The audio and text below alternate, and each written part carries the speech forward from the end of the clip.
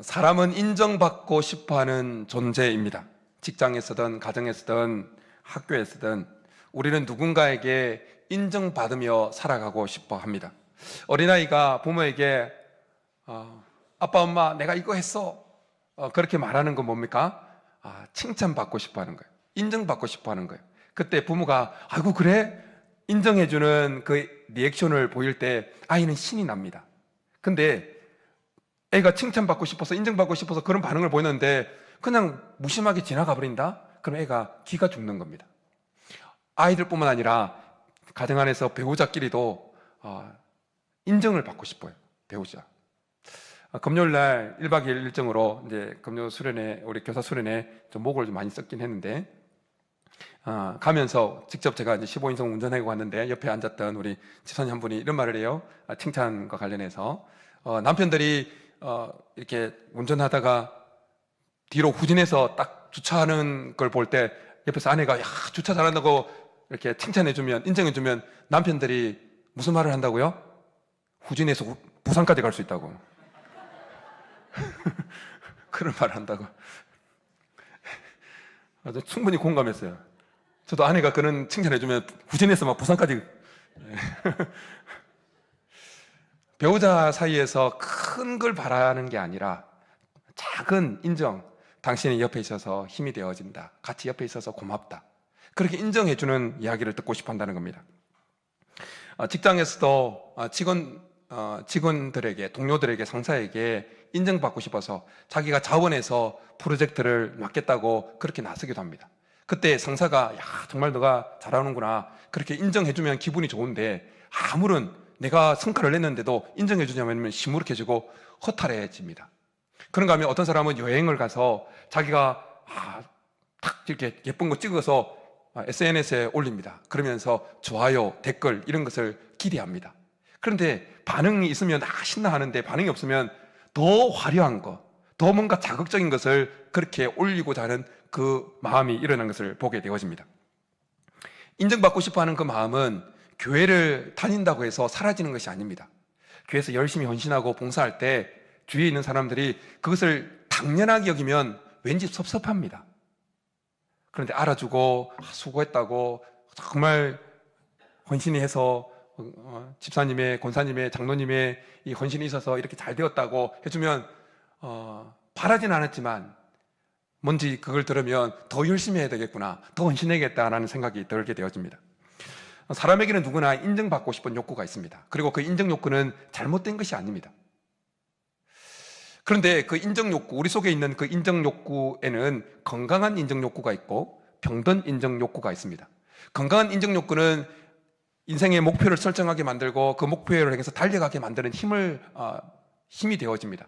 자기 개발을 하게 만들고 자기를 자극하게 만드는 동기가 되어져요. 넘어져도 다시 일어나게 만드는 그 기폭제가 되어집니다. 그러나 그 인정받고 싶은 욕구가 병들게 되어지면 지나치게 주위 사람들의 눈에 의식하게 되어집니다. 인정받지 못하면 열등감이 빠지게 되어집니다. 인정받지 못하면 비윤리적인 방법을 동원해서라도 인정받으려고 막 합니다. 사람에게는 누구나 인정받고 싶은 욕구가 있지만 그런데 세상은 잘 인정해 주려고 하지 않습니다. 세상은 인정에 박한 곳입니다. 인색한 곳입니다. 세상은 조건을 내세웁니다. 성공해야 하고 뭔가 조건을 충족해야 되고 도덕적으로 흠결이 없어야 한다고 말합니다. 그래서 더 많은 성과를 내려고 더 많이 몸부림칩니다. 불철주야 노력합니다. 그래서 열심히 합니다. 그래서 인정받을 만한데 어떻습니까? 우리가 세상이 말하는 그 완벽에 이를 수가 있습니까? 뭔가 성과를 이어서 인정받을 만하면 그 조건은 더 높아져 있고 더 멀리 가 있는 것을 보게 되어집니다. 그러면 또다시 더 인정받으려고 더 하는 거예요. 그러니까 이 악순환이 계속해서 반복되어진다는 겁니다. 독일에서 활동하고 있는 유명한 제독 한인 철학자가 있습니다. 한병철 교수라고 있습니다. 그 한병철 교수가 쓴 피로사회라고 하는 짧은 책에 그 교수가 이런 말을 하고 있습니다. 성과사회, 활동사회는 그 이면에서 극단적 피로와 탈진 상태를 야기한다. 성과사회의 피로는 사람들을 개별화하고 고립시키는 고독한 피로다. 되새김하면 그렇구나라는 생각이 탁 듭니다. 오늘 우리가 읽은 본문에도 보면 인정받고 싶은 그 욕구가 병들어서 결국 잘못된 방향으로 흘러가서 아주 고립된 피로 속에 쩌들어 있는 한 인물이 등장하게 되어집니다. 그는 삭개오입니다. 우리는 삭개오에 대해서 많이 들어서 알고 있습니다. 오늘 본문에 보면 삭개오가 세리장이라고 그러고 부자라고 소개하고 있습니다. 삭개오는 그 당시 사람들에게 장에 올랐으니까 인정받고 있었을까요? 부자로서 다른 사람들에게 부러움을 사고 있었을까요? 정반대였습니다. 오히려 철저히 외면받고 소외받고 왕따당하고 있었습니다. 예수님 당시에 유대는 로마 식민 지배하에 있었습니다. 그리고 당시 여리고에 세금을 거두는 이 관리들이 파견되어서 늘 상주하고 있었습니다. 그 관리들은 세금을 수수하는 세리들은 요단 동편에서 이 가나안 땅으로 들어오는 모든 물품에 대해서 세금을 거뒀어요. 그리고 로마 정부가 부여한 그 세금을 유대인들에게 거둬들이는 일을 했습니다. 오늘 본문에 등장하는 이 삭개오는 그 세리의 가장 높은 자리에 있던 자였습니다. 근데 우리 당시의 세리에 대한 정보를 좀 알고 있듯이 당시 세리들은 로마에서 부여한 세금보다 훨씬 더 많은 세금을 거두어 들였어요. 그래서 정해진 세금은 로마 정부에 내고 나머지는 인마이 포켓, 자기들이 착복을 한 것입니다. 그래서 대부분의 유대인들은 그 로마 식민 지배 하에서 궁핍한 삶을 살면서 더 로마 정부에서 부과한 세금보다 더 떠들어가는 이 세리를 보면서 이를 갈았습니다. 더 궁핍해진 거예요. 이에 반해서 삭개오는 부자라고 표현되어지는데요, 이것은 의도적으로 표현되어진 표현이에요. 단순히 그 극빈한 생활 살고 있는 유대인들보다 조금 더 잘 먹고 조금 더 잘 사는 차원이 아니라 엄청 대조되게끔 엄청난 부자였다는 거예요. 그리고 그 부자라는 그 표현은 삭개오가 부정직한 방법으로 부를 취했다고 하는 것을 암시하는 표현이기도 합니다.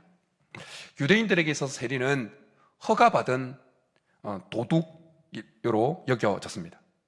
유대인들은 세리를 부정한 자로 여겼습니다. 부정한 자. 유대인들에게 있어서 부정한 자로 여겨졌던 자들은 전통과 종교에 의해서 도덕적으로, 사회적으로 부정하게 여겼던 부류들이 여럿 있습니다.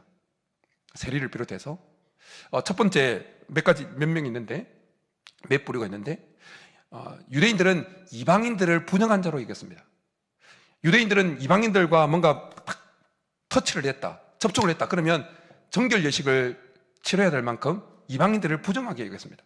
그런가 하면 혼혈민족이었던 사마리아인을 부정하게 여겼습니다. 그래서 사마리아인이 살고 있던 그 동네를 그들은 통과하지 않았습니다.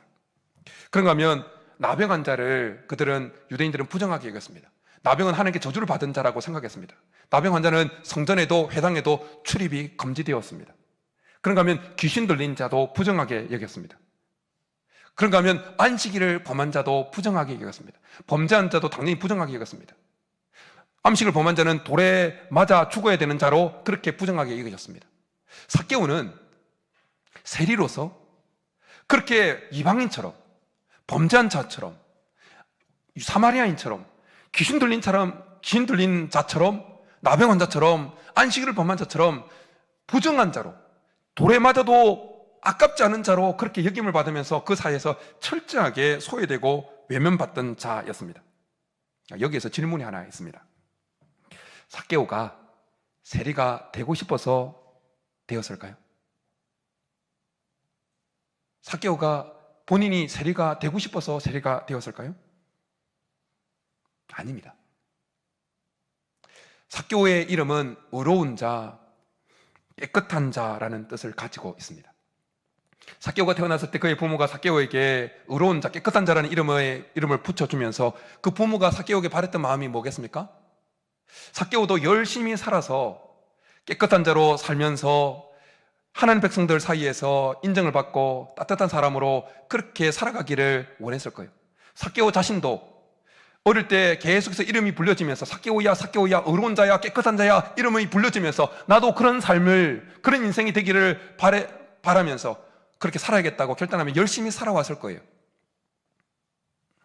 삭개오도 사람이라면 누구나 가지고 있는 그 인정 욕구가 건강하게 작동되어져서 인생의 목표를 가지고 자기를 개발하고 넘어지더라도 다 일어나서 계속해서 그렇게 열심히 살아서 정상적인 방법으로 다른 사람들에게 인정을 받고 따뜻한 사람으로 그렇게 역임을 다른 사람들과 어울리며 살아가기를 바랬을 것입니다.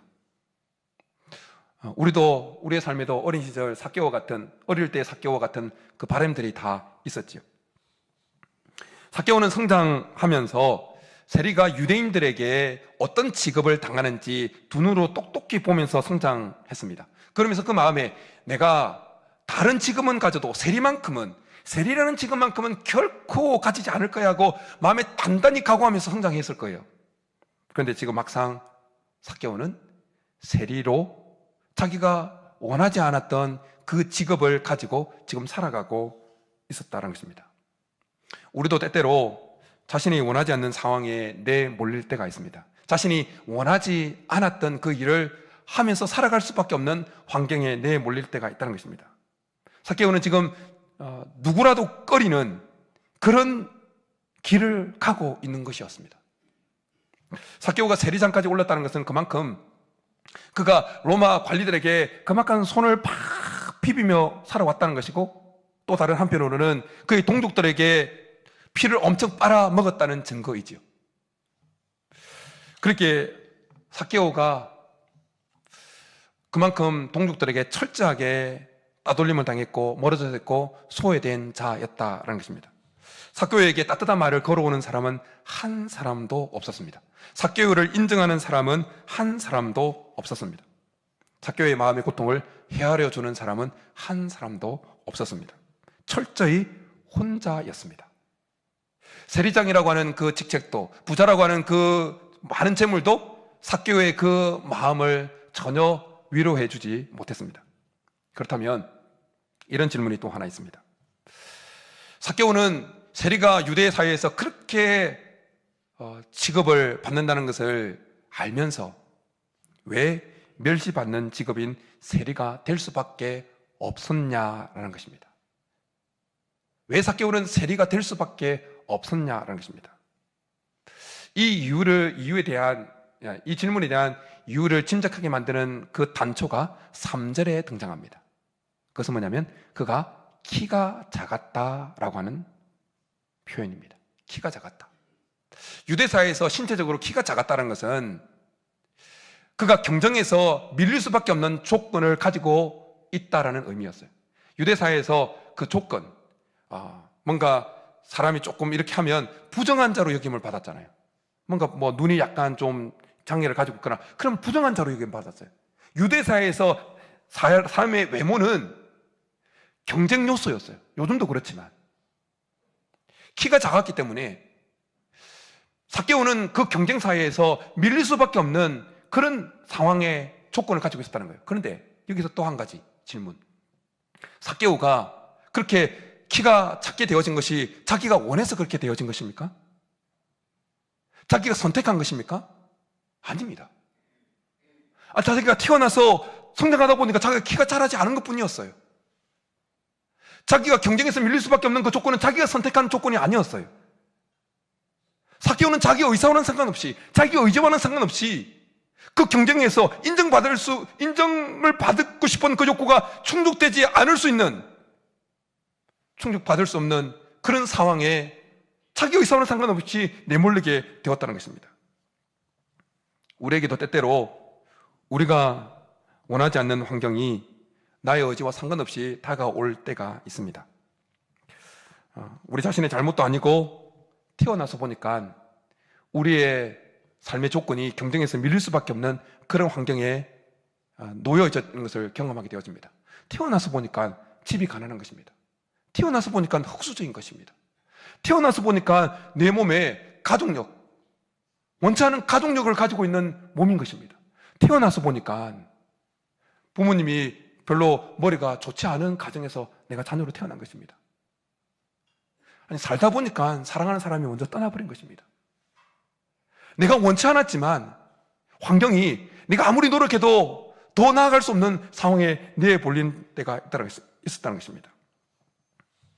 삭개오는 자기 의지와는 상관없이 경쟁에서 밀릴 수밖에 없는 그 환경에 노출되었기에 유대 사회에서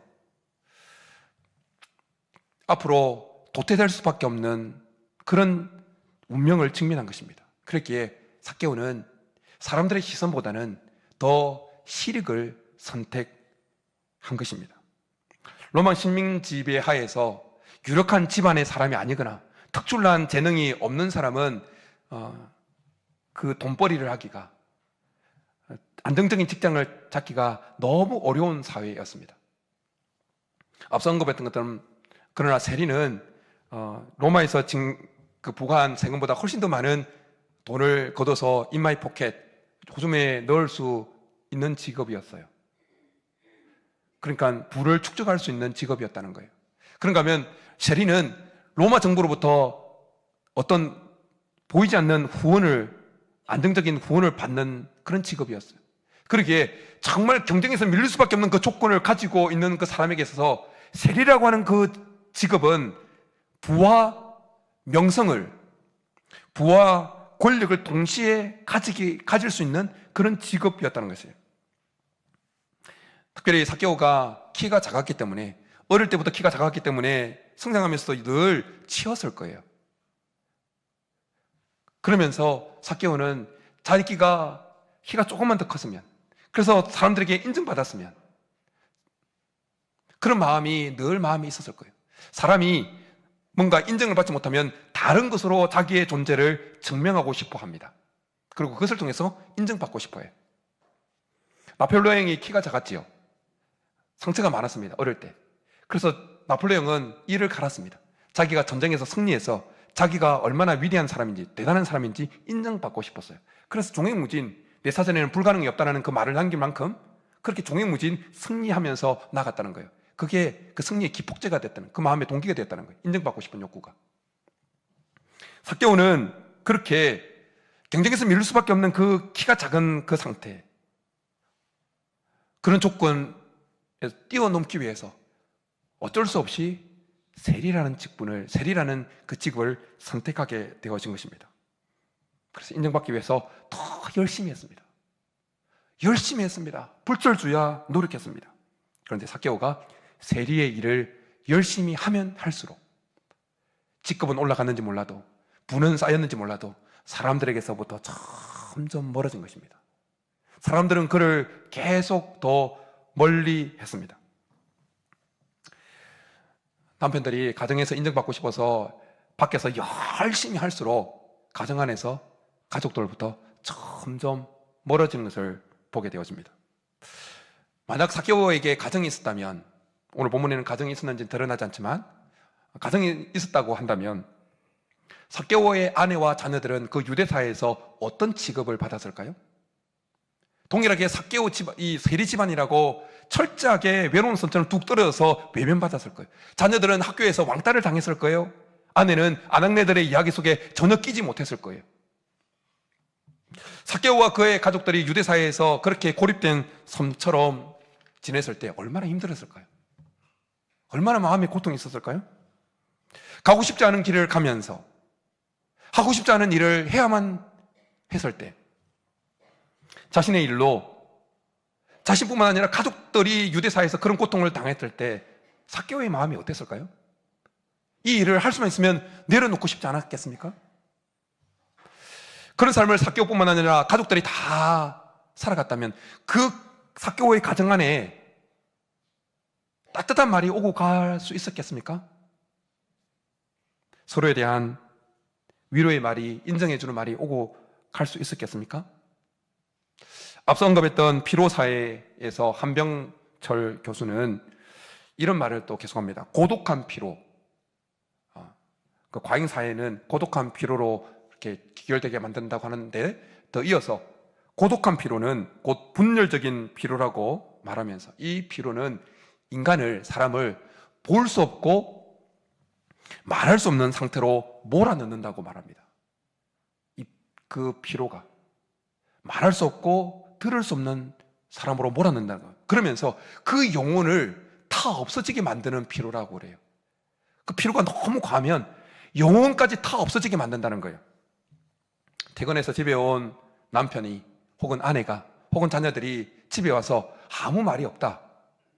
그 말이 뭐겠습니까? 밖에서 열심히 경쟁해서 살아남기 위해서, 인정받기 위해서 치열하게 살아가다가 탈진해서 지금 들어와 있다는 거예요. 그래서 가족이 건네는 말에 따뜻하게 한마디 대답해 줄 수 없을 만큼 영혼이 완전히 타버린 상태일 수 있다는 거예요. 삭개오가 세관에서 자기 집에 퇴근하고 집에 돌아갔을 때 그 가정 안에서 삭개오에게 따뜻한 말 한마디를 건네는 말이 있었을까요? 가정에서도 삭개오는 철저히 혼자였습니다. 철저히 외로운 존재였어요. 그런데 그런 삭개오를 예수님이 찾아오십니다. 1절에 보면 예수께서 여리고로 들어가 지나가시더라라고 말씀합니다. 1절 본문을 보면 예수님께서 그냥 우연히 여리고를 지나가는 것처럼, 그래서 우연히 삭개오와 만남이 일어난 것처럼 그렇게 여겨질 수 있습니다.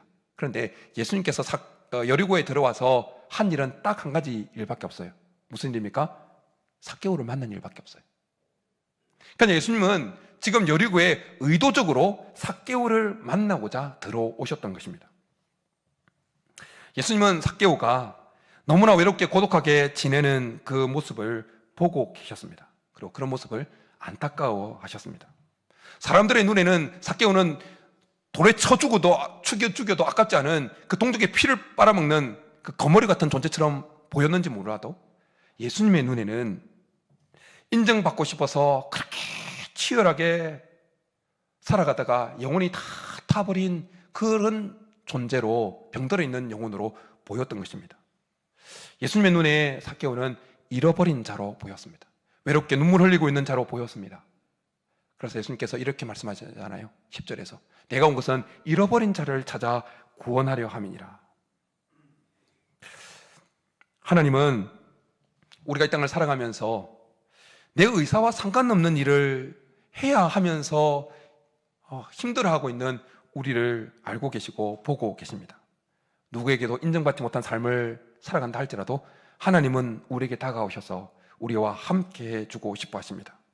하나님은 인정받고 싶어서 몸부리치다가 엉망이 되어버린, 영혼까지 다 타버린 듯한 상태에 놓여있는 우리의 모습을 알고 계시고 우리에게 다가와 주시는 분이십니다.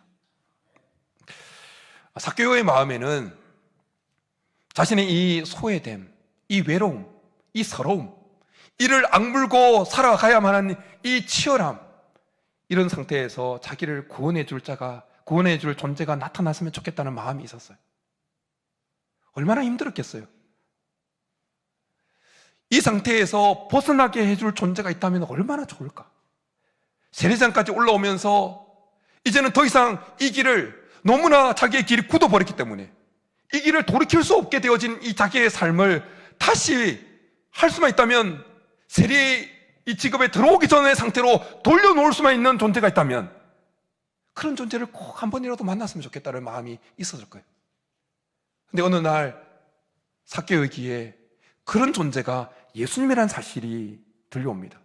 예수님이 세리들과 밥을 먹었다고는 소리를 듣게 되어집니다. 심지어 예수라는 존재가 자기의 아주 수만 명의 사람들이 예수님을 쫓아다니는데 그의 측근 중에 한 명으로 세리 출신을 그의 최측근 제자로 받아들였다는 소리를 듣게 되어집니다. 마태복음을 썼던 세리 마태 말입니다. 그 이야기를 들었을 때 삭개오는 예수님이라면 자기를 회복시킬 수 있는 분이고 예수님이라면 자기를 받아줄 수 있는 분이라는 생각이 들었습니다. 그런데 그 예수님이 자기가 지금 입고 있는 그 여리고로 들어왔다는 소리를 듣게 되어집니다. 한 걸음에 달려갑니다. 한 걸음에. 그런데 이미 많은 사람들이 예수님 주위를 꽉 차고 있습니다. 키가 작았습니다. 아무리 폴짝폴짝 뛰어도. 그리고 폴짝폴짝 뛰니까 뒤에 있는 사람들이, 이 앞에 있는 사람들이 뒤를 돌아보지 않았겠습니까? 더러운 거머리 같은 이 세리장 삭개오가 펄쩍펄쩍하는 그 모습이 얼마나 그 눈에 막 가시였겠습니까? 빈틈을 주지 않는 겁니다. 근데 삭개오는 포기하지 않습니다. 예수님의 그 이동 경로를 생각해서 미리 달려가서 돌 무화과 나무 위에 올라갑니다. 변화되기 전에 삭개오를 찾아오신 예수님은 가던 길을 멈춥니다. 돌 무화과 나무 아래에서 멈춘 것입니다. 사람들이 왜 예수님 길을 멈추지? 그런데 예수님이 고개를 들어서 돌 무화과 나무 위에 있는 삭개오를 보십니다. 예수님은 애정 어린 눈으로 삭개오를 바라보십니다. 삭개오는 지금까지 세리가 되고 난 이후에 한 번도 자기를 바라보는 그런 애정 어린 눈빛을 경험한 적이 없었습니다. 다 죽지 못했어. 죽이고자 하는 그 살인이 살기가 등등한 눈빛만 지금까지 세리가 되고 난 이후에 삭개오는 경험했어요. 그런데 돌 무화과 나무 아래에서 자기를 바라보는 예수님의 눈빛은 이전까지 경험하지 못했던 눈빛이었습니다. 따뜻했습니다. 삭개오의 마음이 예수님에게 전달되어졌습니다. 오롯이 삭개오의 외톨이됨이, 삭개오의 아픔과 고통이 예수님에게 오롯이 전달되어집니다. 마치 물이 위에서 아래로 흘러내리듯이 돌무화과 나무 위에 있던 삭개오의 마음속에 가득했던 서러움이, 이를 악물고 살아올 수밖에 없었던 그 인생의 고단함이, 그 서러움이, 남모르게 속으로 삼켰던 그 눈물이 위에서 예수님에게로 흘러내렸습니다. 동족의 피를 빨아먹었다고 하는 그 죄책감이, 자기를 짓눌렀던 그 죄책감이 예수님의 마음에 흘러내렸습니다. 우리 예수님은 우리의 아픔과 마음을, 외로움을, 서러움을 온전히 받아주실 수 있는 분이십니다. 돌 무화과 나무 아래에서 삭개오의 모든 것을 받으신 예수님은 삭개오의 이름을 부르십니다. 삭개오야, 삭개오야. 그 음성은 너무나 따뜻했습니다. 한 번도 삭개오는 어릴 적에 부모님에게 들었던 그 따뜻한 음성 외에, 그가 성인이 되고 난 이후에, 그가 세리가 되고 난 이후에 자기의 이름을 그렇게 따뜻하게 불러주는 그 음성을 한 번도 들어본 적이 없었어요. 다 칼날이 들어있는 그 음성, 저 삭개오, 이를 갈면서 자기 이름을 부르는 그 사람들의 음성만 들었지, 어릴 때 자기를 따뜻하게 바라보는 어려운 자야, 깨끗한 자야, 그렇게 따뜻하게 부르는 그 부모의 음성 외에, 성장하고 난 이후에, 세리가 되고 난 이후에 한 번도 그렇게 따뜻하게 자기 이름을 불러주는 그 음성을 들어본 적이 없었어요. 그런데 나무 위에서 자기를 부르시는 주님의 음성, 삭개오야. 그 음성은 너무나 따뜻했습니다.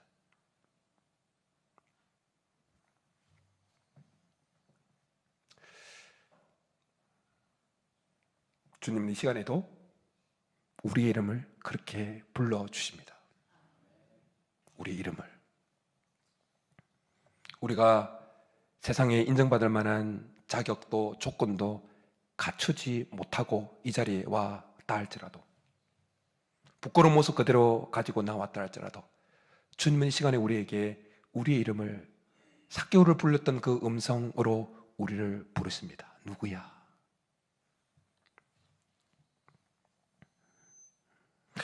삭개오는 예수님께서 자기의 이름을 불러주시는 것을 듣고 깜짝 놀랐습니다. 왜냐하면, 아니, 저분이, 수많은 사람들과 상대하는 저분이 어떻게 나의 이름을 아시지? 어떻게 저분이 나의 이름을 아시지? 근데 깜짝 놀란 그 마음을 추스르기도 전에 더 깜짝 놀랄 만한 이야기를 듣습니다. 속히 내려오라, 내가 오늘 내 집에 유하여야겠다. 예수님은 돌무화과 나무 위에서 자신을 바라보고 있던 그 삭개오의 마음을 다 읽고 있었습니다. 예수님의 눈빛을 경험하고 그 음성을, 자기 이름을 불러주는 그 음성을 들으면서 삭개오 속에 일어나고 있는 그 변화를, 삭개오 속에 일어나고 있는 간절했던 그 마음의 소원을 하나님, 예수님은 읽고 있었어요. 그 외로움과 서러움과 그 아픔에서 벗어나고 싶어하는, 자유케 되고 싶어하는 그 갈망을 예수님은 오롯이 이미 알고 있었어요. 그래서 삭개오가 먼저 주님을 초청하기 전에 주님은 먼저 삭개오에게 내가 내 집에 유하야겠다 라고 말씀하신 것입니다. 예수님은 삭개오에 있는 모습 그대로를 받으셨다는 것입니다. 외롭고 힘들게 살아가던 삭개오를 부르시고 삭개오를 바라보시던 주님의 음성과 주님의 눈빛은 동일하게 우리를 향하고 있습니다. 우리 안에 있는 아픔을 주님은 보고 계십니다. 서러움을 알고 계십니다. 이를 악물어야만 하는 우리의 삶의 고단함을 알고 계십니다. 우리 어깨에 드리워진 그 인생의 짐을, 무게를 알고 계십니다. 그래서 수고하고 무거운 짐진 자들아 다 내게로라, 내가 너희를 쉬게 하리라. 그렇게 우리를 초청하고 계십니다. 우리가 이 땅을 살아가다 보면 우리는 연약해서 넘어지고 쓰러져서 우리 스스로도 우리 자신에게 실망할 때가 있습니다. 나름대로 최선을 다해서 인정받고 싶어서 최선을 다했지만 결국 현재 내 모습은 엉망이 되어 있는 모습을 발견할 때가 있습니다. 최선을 다했지만 그냥 어그러진 상태가 되어져 버린 현재의 모습일 수 있습니다. 그러나 그럴지라도 주님 우리에게 다가오셔서 그래도 너는 내 것이야 라고 말씀해 주십니다. 우리의 이름을 부르시면서 완벽하지 않아도 돼 라고 말씀해 주십니다. 세상적인 그 인정받을 만한 조건에 도달하지 못해도 너는 내 것이다 라고 말씀해 주시는 겁니다. 이 우리를 향한 하나님의 마음을 너무나 잘 보여주는 것이 바로 예수님의 십자가입니다. 예수님의 십자가. 우리가 아직 죄인 되었을 때에 그리스도께서 우리를 위하여 죽으심으로 우리를 향한 하나님의 사랑을 확정하셨느니라 라고 말씀합니다. 우리가 아직 죄인 되었을 때라고 하는 그 죄인 되었을 때라고 하는 그 표현은 우리가 아직 완벽한 조건을 갖추지 못했을 때에도, 여전히 어그러지고 망가진 상태였을 때에도 그리스도께서 우리를 위하여 죽으심으로 우리를 향한 하나님의 사랑을 확정하셨다라고 말씀하시는 것입니다.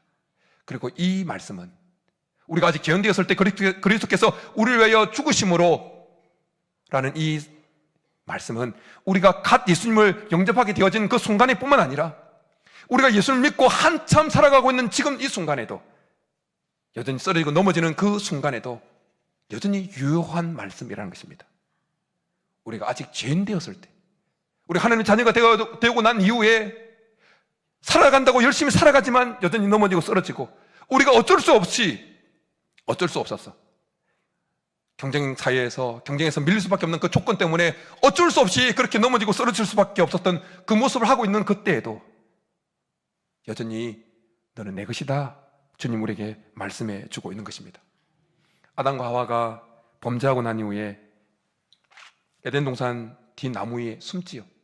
그때 하나님이 동산을 건너시면서 아담아 내가 어디 있느냐 그렇게 물으셨어요. 아담 내 이놈이 어디 있느냐 이렇게 하지 않으시고 동일하게 아담을 부르시는 그 음성은, 하나님의 음성은 따뜻했어요. 아담 내 이놈 이게 아니었어요. 아담아 내가 어디 있느냐. 겁먹고 두려워서 나무 뒤에 숨어있는 아담과 하와를 찾아오신 거예요. 물론 아담과 하와가 에덴 동산에서 더 이상 살 수 없게 되었지만, 그런데 중요한 사실이 하나 있습니다. 하나님께서 아담과 하와에게 가죽옷을 지어 입혀 주신 거예요. 그 가죽옷은 이 땅에 오셔서 우리를 위해서 십자가에서 피 흘리실 그 예수님을 상징하는 상징물이에요. 가죽옷을 지어 입히기 위해서는 동물의 피를 흘려야만 했어요. 범죄하고 쓰러지고 실패했지만 여전히 아담과 하와는 하나님의 관심 대상이라는 사실을 그 가죽옷을 입혀주시면서 말씀해 주셨던 것입니다. 우리를 향한 그 십자가는 여전히 너는 내 것이다 말씀하시는 하나님의 엄청난 음성인 것입니다. 그 십자가가 우리가 갓 예수님을 믿을 때만 살아있었습니까? 아니요, 지금 이 시간에도 여전히 유효하다는 것입니다. 여러분, 나무의 숲을 보십시오. 숲을. 그 숲에는 반듯한 제목감이 될 만한 나무들만 있습니까? 아니요.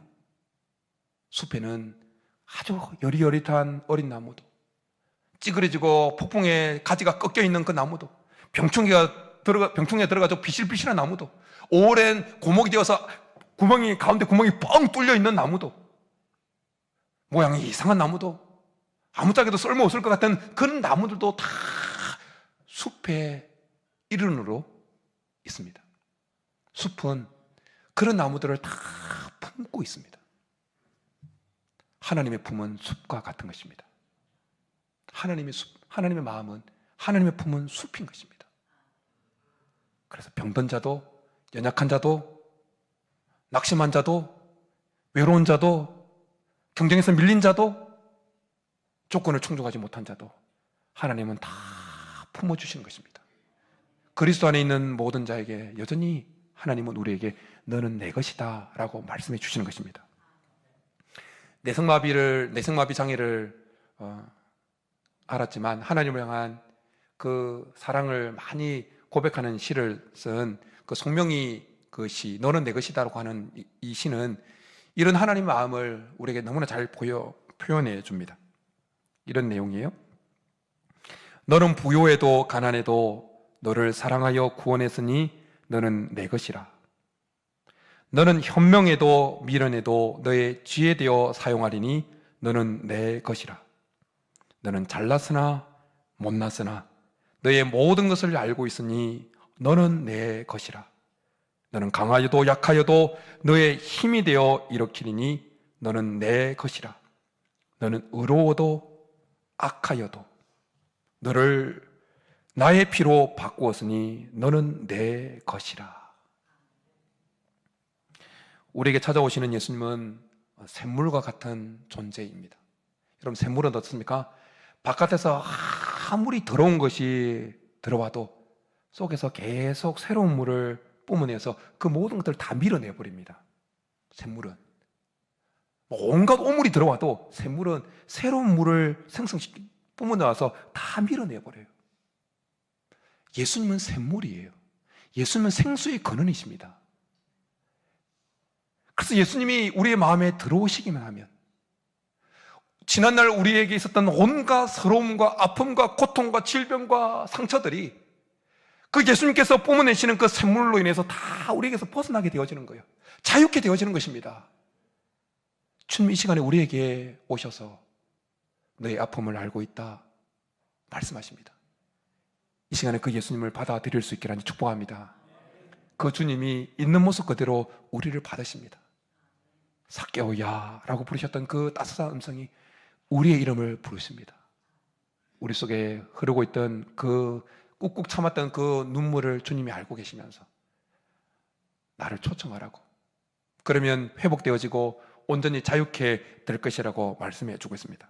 있는 모습 그대로 우리를 받아주시는 주님 앞에 나아가서 우리에게 있는 모든 인생의 서러움, 고단함 주님 앞에 내어놓고 주님이 우리의 마음을 어루만지시고 치유하시는 은혜를 경험하는 우리 모두가 있기를 주님으로 축복합니다. 이 시간 우리 말씀 생각하면서 세상 일에 실패해서도 너는 절망하지 마라, 너는 여전히 내 것이다 말씀하시는 주님의 따스한 마음을 이 찬양을 통해서 한 번 더 경험할 수 있기를 바랍니다.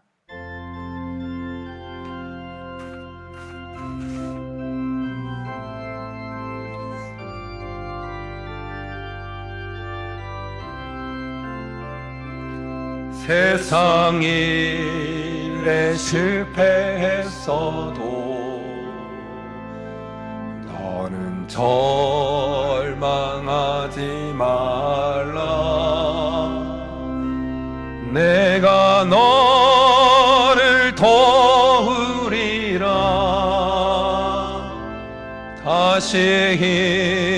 일어서게 하리라. 질병으로 고통당해도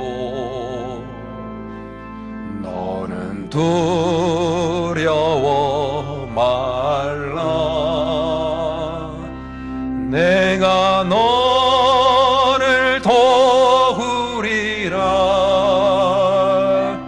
다시 일어서게 하리라. 나를 버린 자들도 내가 사랑하거늘 하물며 너희를 그냥 둘까 보냐. 나는 너와 함께하는 너의 하나님 됨이니 의로운 오른손으로 붙들리라. 내가 너를 굳세게 하리라. 너를 크게 사용하리라. 너로 하여금 나를 증거하도록 내가 너를 도우리라. 환난 핍박 끊임없어도 환난 핍박 끊임없어도 너는 낭망하지 말라. 내가 너를 도우리라. 다시 일어서게 하리라. 참지 못할 고통이 있어도 기도하며 담대하라. 내가 너를 도우리라. 다시 일어서게 하리라. 감사 눈물 흘리며 믿음으로 간구하는 너희의 기도를 내가 외면하랴. 나는 너와 함께하는 너의 하나님 됨이니 의로운 오른손으로 붙들리라.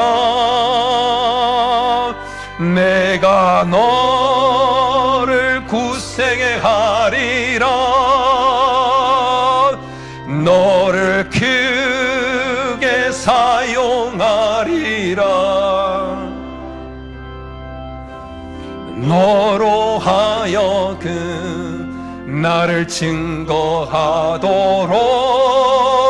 내가 너를 도우리라. 이 시간 우리 말씀 생각하면서 기도하며 나가겠습니다.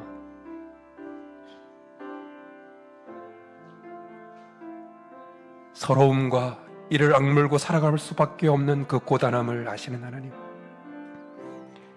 내가 원해서가 아니라 어쩔 수 없어서 힘든 일을 할 수밖에 없는 우리의 고단한 삶을 알고 계시고 보고 계시는 하나님, 내가 선택해서 경쟁해서 밀릴 수밖에 없는 그런 조건을 가진 것이 아니라 태어나서 보니까, 살다 보니까 그렇게 되어진 우리의 인생을 아시는 하나님, 인정받지 못하는 그런 삶에 놓여 있다 할지라도, 조건을 충족하지 못했다 할지라도, 그래도 여전히 그래도 너는 내 것이다, 그렇게 보시는 그 주님의 따스한 눈빛과 삭개오를 그렇게 따스하게 불러줬던 그 주님의 음성이 우리의 이름을 부르십니다. 누구야? 그래도 너는 내 것이야. 완벽하지 않아도 괜찮아. 완벽하지 않아도 괜찮아. 그래도 너는 내 것이야.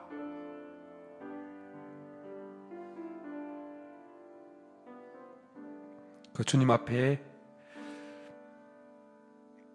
크게 기도하지 않으셔도 괜찮습니다. 하나님, 나에게 이런 아픔이 있습니다. 나에게 이런 힘듦이 있습니다. 난 모르게 꾹꾹 속으로 삼켜야 되는 눈물이 있습니다. 하나님, 내 모습 이대로 나아갑니다. 예수님이 내 마음에 샘물처럼, 샘물 같은 주님이 내 마음에 더 충만히 임하셔서 내 속에 있는 그 모든 서러움과 아픔과 고통을, 상처를 내 삶에서, 내 마음에서 다 몰아내어 달라고, 이 시간 주님 앞에 우리 한번 주여 한번 부르고 기도하며 나가겠습니다. 주여, 살아계신 하나님 아버지, 하나님, 우리의 아픔을 아시는 하나님 아버지, 완벽하지 않아도 괜찮아.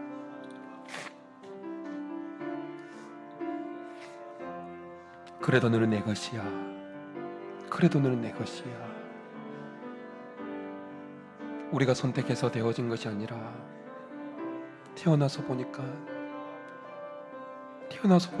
가난한 집안이 흙수저요. 태어나서 보니까 연약한 육신을 가지고 있는 것이, 살다 보니까 사랑하는 사람을 먼저 떠나보내야 했고, 내가 원하지 않았지만 경쟁에서 밀릴 수밖에 없는 그 환경에, 선택하지 않았지만 내가 경쟁에서 밀릴 수밖에 없는 환경에 놓였지만, 그래서 이겨내 보려고, 그래도 인정받아 버리려고 몸부림치다가 엉망이 되어져 버린 그 상태에 놓였다 할지라도 그래도 너는 내 것이야 말씀하시는 하나님, 그래도 너는 내 것이야 말씀하시고 우리를 품으시는 하나님 아버지, 이 시간 숲과 같은 하나님의 품에 우리를 맡깁니다. 찌그러진 병든 나무도, 다 노쇠한 나무도 품고 있는 숲과 같이 우리의 모든 아픔을, 연약하고 실패한 영혼도 다 품어주시는 그 품에 우리의 삶을, 우리의 마음을 맡깁니다. 하나님,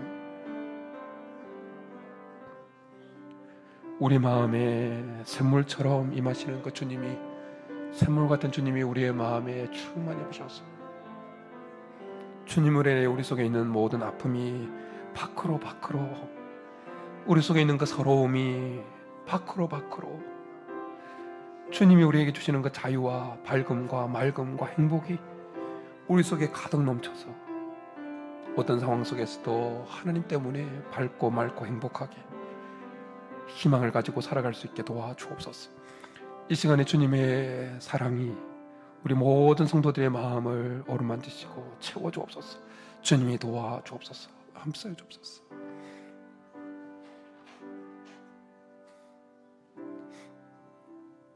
살아계신 하나님 아버지, 감사합니다. 그래도 너는 내 것이다 말씀해 주시니 감사합니다. 완벽하지 않아도 괜찮다고 말씀해 주시니 감사합니다. 숲처럼 찌그러지고 상처 있고 날개가 가지가 꺾이고 병들어 있는 모든 나무들을 다 품어주는 숲처럼 자격 미달이고 실패하고 상처 입은 우리의 마음을 받아주시는 하나님, 감사합니다. 우리의 선택이 아니라, 우리의 의지가 아니라 태어나서 보니까, 살다 보니까 경쟁에서 밀릴 수밖에 없어서 그 경쟁에서 밀리지 않기 위해서 부단히 애쓰다가 엉망이 되어져 버린 우리의 모습도 그대로 받아주시고 그래도 너는 내 것이다 말씀해 주시니 감사합니다. 샘물처럼 모든 것을 다 벗어나게 바라는, 밀어내는, 밖으로 밀어내는 예수님을 우리의 마음에 한 번 더 충만히 받아들입니다. 주님이 샘물처럼 우리 속에 있는 그 아픔도 서러움도 고통도 눈물도 밖으로 다 벗어나게 도와주옵소서. 그래서 우리 속에 주께서 주시는 그 행복이, 밝음이, 그 맑음이, 희망이 넘쳐나게 도와주옵소서. 그렇게 해줄 줄 믿고 감사를 드리며 예수님의 이름으로 기도드립니다. 아멘.